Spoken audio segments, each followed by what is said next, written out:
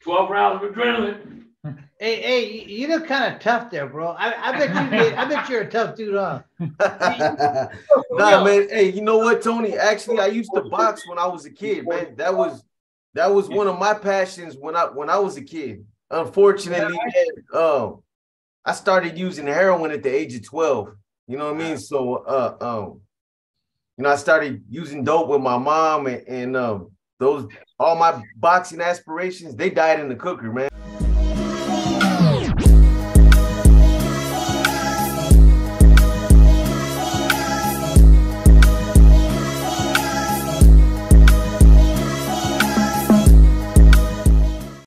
All right, you guys, we're back with part 3 of this interview with Tony the Tiger Lopez. Tony, so we talked a little bit about your career.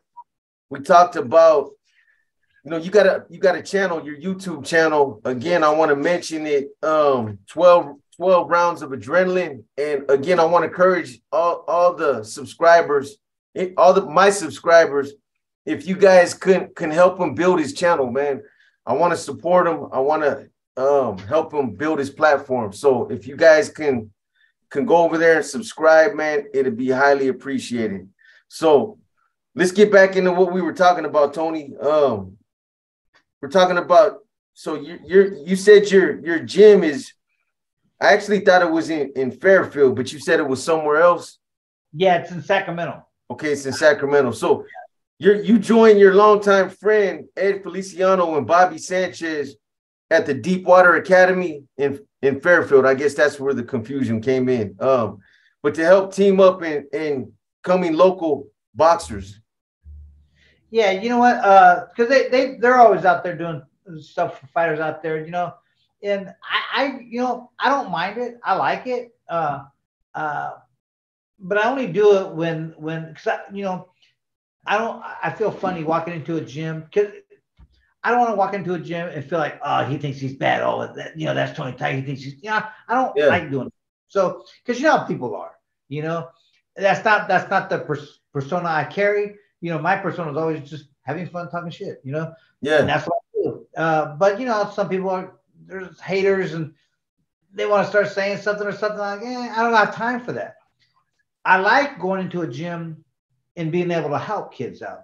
But every trainer, if you walk into a gym, every trainer, that's their kid. That's their boxer. You don't teach them anything.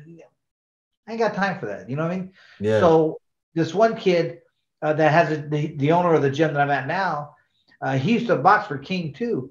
And I walked into his gym one day and he goes, "Hey man, you come in here anytime you want, train some fighters, help me out, this and that."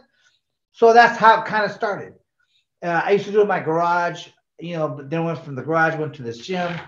And he's a cool cat, man. So I go out there and help him out once in a while, help the fighters out once in a while. And the next thing you know it, I got fighters of my own coming there. They pay their dues. Everybody's paying their dues. I don't pay anything because I'm training. So yeah, I got like 6 guys in there for him. And it's cool, man. It's just help out a little bit. Is that where Ed Feliciano and Bobby Lopez or Bobby Sanchez are they from Fairfield? They're in Fairfield, yeah. Okay, yeah. Okay, yeah. I understand now. So, so you started training there in 2014. What were some of your first impressions of the gym and those attending? I really don't. I know it's kind of bad, but to be honest, I really don't. Back in the day when I was fighting, I was focused on what I had to do. I really didn't focus on. I mean, you talk to them, you see them, and you talk to them, and sometimes they want to help, and you help them out. But I was focused on training for my fight, So my main focus was myself and what I had to do. So I really didn't get a lot of time to interact with some of the. I mean, you do, but not like you think, So you're in, you train, you get out, So that's kind of like it was. Yeah, there's a lot of arrogance in gyms, man. There's some gyms that you'll go to and, everybody's focused on what they're doing and their thing. And, they're not focused on nobody else. Then you go to another gym and there's a lot of arrogance. People are standoffish, you know what I'm saying?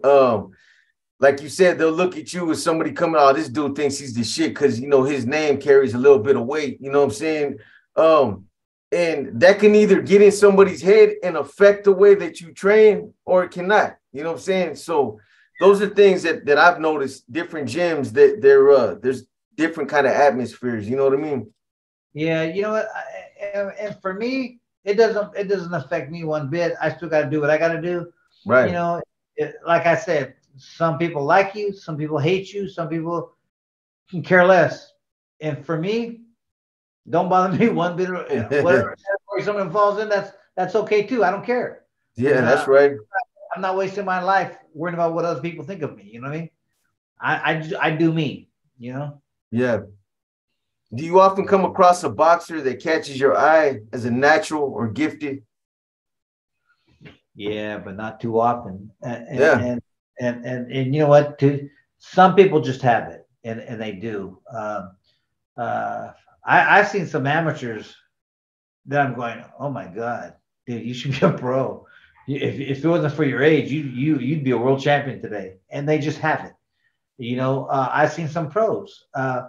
You know what? It's luck of the draw. It really, really is. That's the way I look at it. Look, you know, when I got my first title fight, I was kind of like about time, because for 2 years they were telling me your next fight's title fight, your next fight's title fight for 2 years. So when I finally got it, when they told it to me the first time, I was like, okay, whatever, you know, because I've been told for 2 years my next fight's a title fight. And what happened was Don Chargan used to be my promoter. Him and the other promoter at the time, the old man, the old white dude, what's his name? Baron. Oh, I know you're talking about. Not Bob Aaron, the other guy. Oh my God. No. Anyways, Don Chargan and this guy had a deal, and he says, "Hey man, Don Chargan used to get fighters for his top 10 fighters. Used to give him opponents, and oh my God." Right on the tip of my tongue too. I know. Not Aaron? No. It was Rocky Latra's trainer, the old dude, Lou Duva. Yeah. Well, him and Duva used to do all the stuff, so you used to get Duva a lot of fighters. So one day he told Duva, here's a story I heard. He told Duva, hey Duva, I got this dude out here in Sacramento. You know, he's Tony Tiger, you know, blah blah blah. You know, he's not a big fighter, but he'll fill the arena. You know, he's really big in Sacramento, and he's the same weight as Rocky Lockridge. Rocky Lockridge was at 29 years of age at that time, which in my time that was old for a fighter. Yeah. And I was 25, and so he just broke the top 10 ranking. So I was top 10 in the world at the time. I had just knocked out Tony Pep and took his spot for top 10, and then they said, okay, so they watched some tapes. They said, yeah, we'll take the fight. We think we can beat him. It's a good fight, but we think we can beat him. So then when they said that, Chargan called my dad and said, hey, we got him a title fight. And then it just happened. And next thing you know it, you know, we're going down to Auburn to check out the training camps in Auburn that we had to make one because there wasn't one.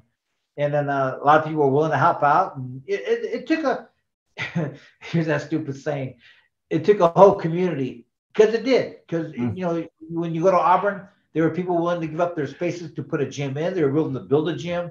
We had runners that ran the Western States, the 100-miler, were going to take me running around Auburn in the hills and stuff. And, you know, it just took a lot of people to put it together, but they did. And you know what? At the time, I don't think the world knew what Auburn really was. And then now they had worldwide, you know, Wide World of Sports coming on the weekends, like almost every week for the last 2 weeks before the fight. So Auburn became pretty popular after that, you know. Yeah. So it was a win for everybody. You know, it was really good. And this is out of sequence too. But what do you think about, what is it about, like back in the 80s, man? I know you remember, like, Top Rank Boxing was out, and there was a lot of good fighters. You had like John the Beast Mugabe, Alexis Arguello, you had Duran, Wilfredo Benitez, you had Sugar Ray Leonard, Tommy Hearns, Richard Pryor. I mean, the list just goes on and on. Why? What's changed, man? How come there's not that many boxers out right now? I mean, there's like boxing, the sport of boxing has relegated over the last 20, 30 years. What is it, man? What do you think it is? The mechanics? Is it the people lost the passion to fight? Is it UFC? What do you think it is? Okay, I'll be honest, but let's just start with our grandparents, okay? Because here's how everything is, and I do mean everything, anything in life. Your grandpa had your father. He had your father. He said, "Son," put your father in his hands. He said, "Son, I'm going to give you a better life than I had." And guess what? I don't know where your grandpa's life was here, here, or here, but no matter what, your dad's life was a little bit better than your grandpa's. Right. Then your grandpa had you. He said, "Mijo, I'm going to give you a better life than I had." Again, here, here, here, I don't know, but yours is a little bit better than your pops. Now your kids, mijo, mija, I'm going to give you a better life than I have. Again, I don't know where it's at, here, here, here, but your kid's life is a little bit better than yours. But see, this has been going on since Adam and Eve. We just happen to be at the bottom of the barrel now. The barrel's empty. This is it. The fighters that are coming out now, oh, they'd rather be playing ping pong. Yeah. They'd rather be playing video games. No, seriously, they'd rather be doing training. You have those few that will do that extra. Maybe now they're like almost entitled boxers. They're like, no, I don't want to fight this guy, but I'll fight that guy. Yeah, yeah. Why not fight that guy? Because if that guy can whoop that guy, guess what? Then you'll end up whooping that guy too. Or you know what I mean? Fight the tough guy. You know, I wanted to fight Rocky Lockridge and the Zuma Nelson, not because I could beat him, because it was going to be a damn good fight, and they might beat my ass, but you know what? It was going to be a good fight. That's why I wanted to fight. That's my honest reason why I wanted to fight. Not because I thought I could whoop. In my head, I thought I could, but in reality, I'm going, fuck, it's going to be a good fight. You know what? People are going to be on their feet because I'm not stopping, you know. But that's changed. That has changed. The bottom of the barrel is coming up and going, well, we don't really want to fight that hard. They don't want to train hard. They don't want to do the stuff that they have to do. I train 3 times a day. I ran in the morning. I'd come back, make myself breakfast, rest a little bit, go to the gym in the afternoon, come back, I wouldn't eat no lunch, have a little bit of dinner at times, not every time, because a lot of times I was heavy. So I had to skip dinner, and I'd go back to 24-hour fitness at night, a health club, and run some more and do some more weights. You know, little weights, but I'd have to mainly run, and I'd run for another hour, hour and a half, trying to lose weight. And that's what I did. But today, I used to walk around at 160. I'd hit the scale at 129 3/4 every single time. I lost 30 pounds for every fight. People are unwilling to do that. They're saying boxing has changed so much. Now they want catch weights. They want this. They want that. They want to weigh you in before the fights. Man, what do you care who? Watch. Ask me what Chavez weighed for the fight. Go ahead and ask me. What Chavez weighed before the fight? I don't know. I still don't. Yeah. And you know why we fought? Because I didn't care. Because I was so ready. He could have weighed 15 pounds over because he never made the weight. They said he did, and it was bullshit. But that's just the way it goes. You're an expert with it. What are you gonna do? Nothing. Let's get the fight. I'm ready. Let's go. I could care less. That's the way fighters are. That's the way fighters were back then. Today, you can't weigh no more than this before a fight. Shit. I would, no lie, I'd weigh in at 129 3/4. I'd walk in the ring at 159 1/2 to 3/4 to the T every single time. I was a big lightweight, but because I worked my ass off to get there, because I did things that no one else was willing to do at that time to make that weight.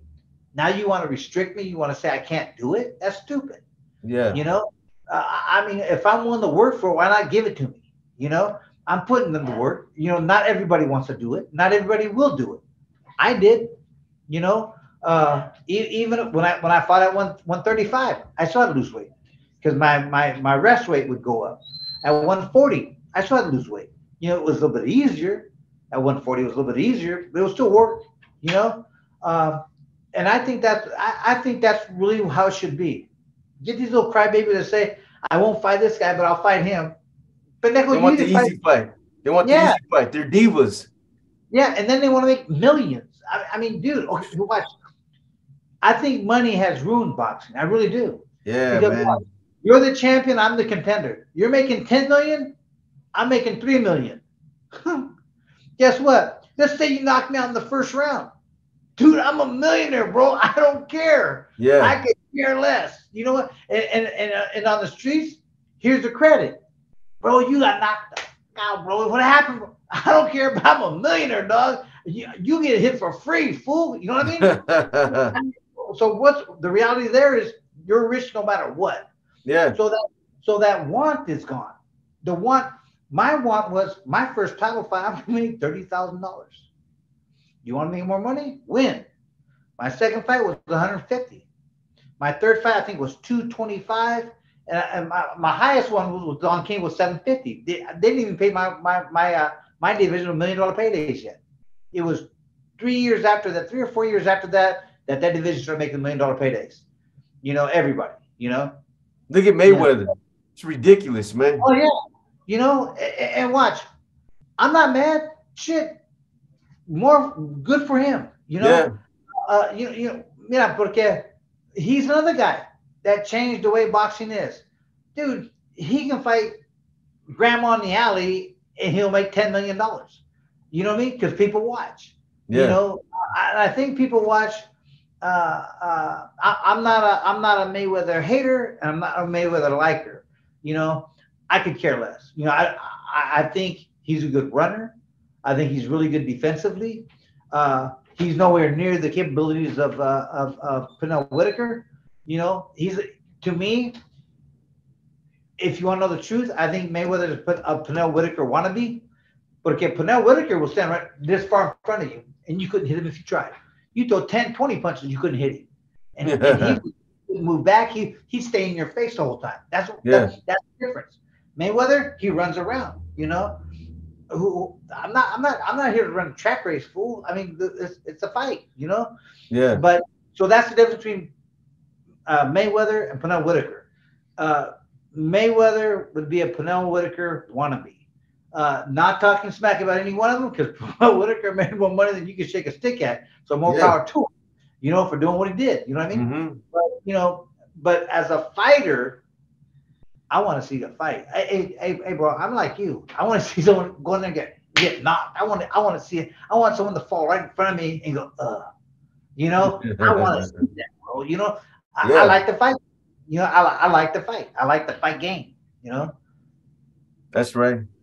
Let me see. So, do you find those coming from the streets, gang life, are hungrier to learn? Give it their 110%, or it doesn't really matter? I don't think that really matters. I think it's in the person. You know, I've trained kids that came off the streets. Watch. You know, to me, porque mira, I've been here, and I've been here. I've had friends, and I still have friends here, and here. And guess what? All the problems are all the same. You know, the kids are all the same. They all have the same problems. And it's true. I'm telling you, man. You know, my manager, his family are billionaires. You know. At the time, you know, after my dad started managing, he sent me out to the Anderson family, and billionaires with a B. And you know what? Their family had the same problems as the one with no money in the bank. Yeah. You know, they just had better shit. You know what I mean? That's it. You know, so, you know, everybody tries to. I'm that guy that says, hey man, look. If you're making big time money, I'm gonna be the one that says, "Hey, homie, how'd you do it, man? Help a homie out. How'd you do it? You know, if I was in your shoes, this is how I did it, little man. Yeah, give me the game, man. Right? You know, hey, man, look, there's room for everybody. There's millions and millions and millions of people in this world. You watch. You ain't got every single person, and the ones you don't have, he might be able to get. You know what I mean? Yeah. So there's room for everybody. There's always room for everybody. You don't have to, you know. And if people quit going, oh man, they make all that money, they won't talk to me, dude. I talk to everybody, bro. I mean, I've talked to people that you would go, Dude, Nelson Mandela. I talked to him when I was in South Africa. Met Nelson Mandela. You know, and I talked to him crazy too. I mean, you know, because he's only a person. You know, he ain't no better than me. Just because you make $10 million a month, it doesn't mean you're a better person than me. Right. All that means you just make more money than you got luckier than me, fool. But how'd you do it? Yeah. You know, quit hating on somebody. Just say, ask them, how'd you do it? Hook a homie up. You know, watch people go, oh, yeah, but my homie, man, he's driving this or he's over here. Well, does he work? No, man, but he's working on that. Well, why don't you find a homie with a job and maybe he can get you a job? You know what I mean? Yeah. I'm not saying to leave your friends and get other ones. What I'm saying is widen your horizon. You know, broaden your friends that you have. You know, if you get whites, blacks, blues, greens, browns, yellows, whoever, you know, get them all. Me, myself, I have friends of every color, every race, every religion. I could care less. Straight, gay, sideways, none of my business.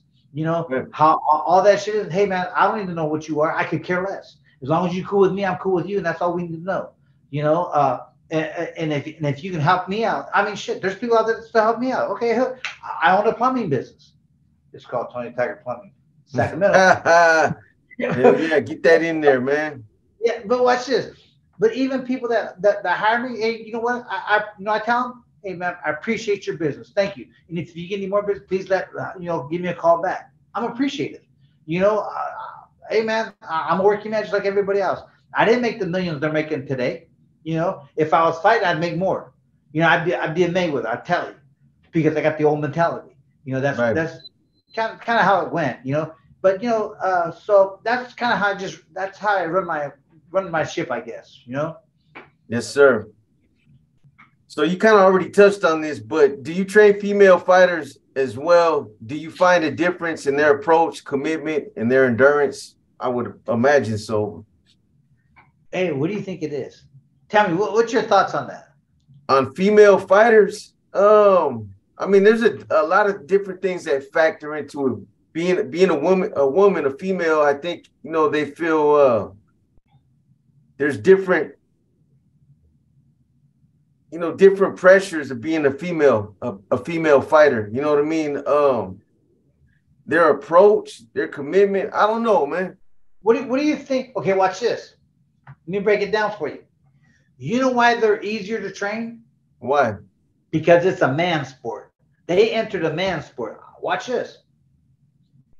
If me and you joined a dressmaking contest, yeah, we'd have to practice a whole lot.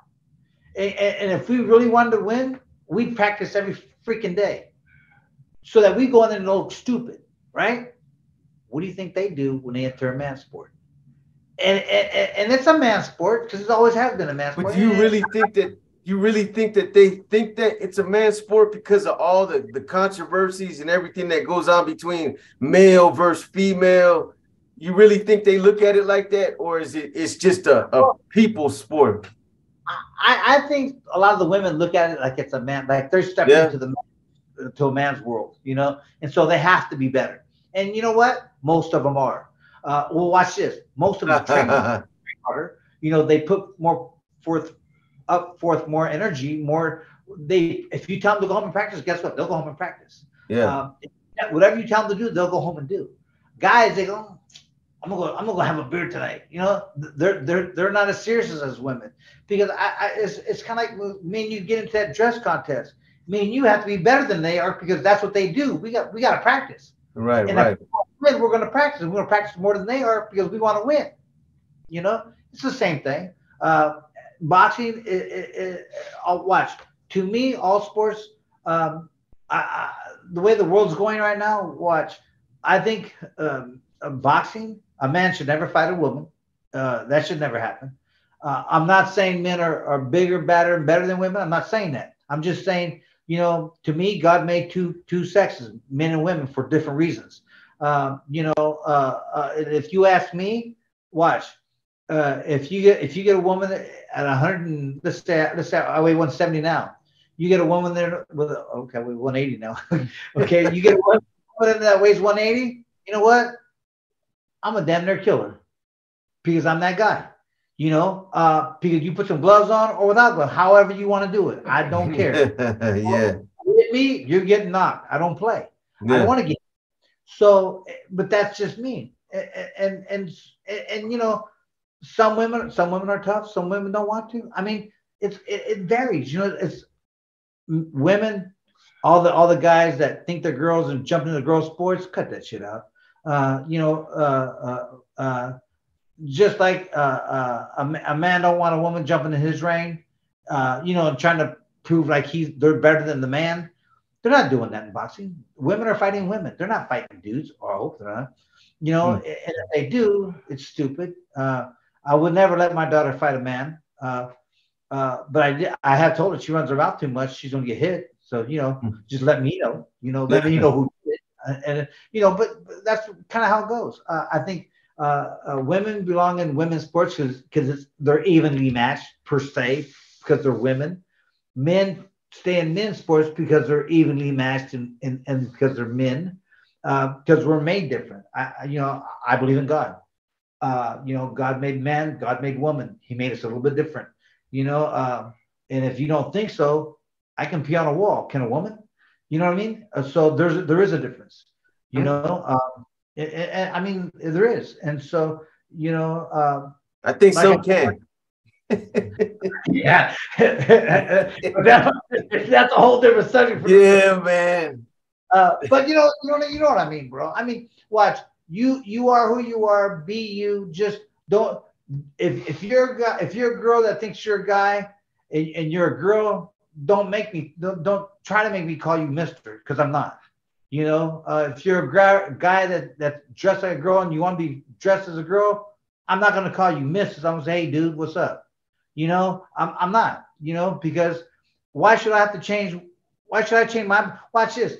It's 1 or 2% of the world. Why should I have to? Why should 98% of the world have to change how they act and how they walk around and how they speak to you to the 2%? Because you got a hair up your ass going, today I'm a girl. You're a weirdo. You know what I mean? Yeah. I mean, shit. I mean, that's just really that's real talk. I mean, I'm just being real. You know what I mean? You know, and I'm not going to change. You know, watch this? Doesn't mean I don't have gay friends. I do, and they know me. And guess what? We're still friends. Yeah. I ain't gonna spend the night at his house. You know what I mean? but what? We had a bounty hunter that was gayer than shit. Yeah. No, wait, listen to this. He was 30-something years old. You put this fool in a kid's jacket, and he watched in a kid's jacket for wintertime, like a rain jacket. This fool can have a vest on, a full belt with guns, shotguns, bullets, tasers, the whole 9 yards. And you guess what? You put a jacket on, you've never seen it. He was so skinny, and he looked like he was 12 years old. He really did. Man was 30-something years old. You know. And that he was geared and shit, but you know what? And he would talk a lot of crap, you know, because we were all bounty hunting together. And he'd talk a lot of crap, but you know, he was a good dude, man. You know, I'd want that fool on my back anytime because he always had my back. You know, anybody that he was with, he was down for. You know, but he was a good dude like that. So you know, that's cool like that. I mean, you know, people are people. You know. Hey, what he does in his bedroom that's on him, man. You know what I'm saying? That's right. Straight up. Yeah, that's right. We're down to the 3-minute mark on these 30-minute things, and we could probably finish one more. I'll keep going until. I don't talk too much, huh? So the kids who come to train must provide progress reports, report cards, and maintain a C average. There's also an area dedicated for kids to do their homework. Just how important is it for the kids to have this motivation and a safe place to land? Okay, I can see that. You know how I do it though? I was just talking to a kid yesterday. One of the kids, he's a little guy. I said, look, one day you'll get it. I go, I'm patient. When you come to when you get it, you'll get it. One day it'll just pop in your head and you'll understand it. As a matter of fact, one of the heavyweights I'm training finally got it. After 6 months, he finally got it. I'm going, dude, You have it. Whatever you were missing, you got it. You understand it. He started moving right. He was throwing punches good, correctly. He was bobbing and weaving, he was doing everything that he had to do. Yeah. You know, so I'm patient. You know, they'll get it. You know, everybody's different. Some people pick it up like this, como nada. I mean, you know, next thing you know, they're ready to jump in the ring, start sparring. Yeah. 3 sessions of sparring, they're ready for fighting. You know, sometimes they're like that. Sometimes you get these guys that ain't gonna spar for damn near a year because they're not getting it, but they'll get it. Yeah, everybody will get it. You know. All right, you guys, this is going to conclude part 3 of this interview with Tony the Tiger Lopez. Again, if you guys would subscribe to his channel, 12 rounds of adrenaline. We want to try to build up his channel and build his platform, man. You guys, I would appreciate it, man. So go over there and subscribe to his channel for him so we can get him we can build up his platform. I'm going to go ahead and end this part of it, Tony. We'll come back for number 4. All right, man. Okay.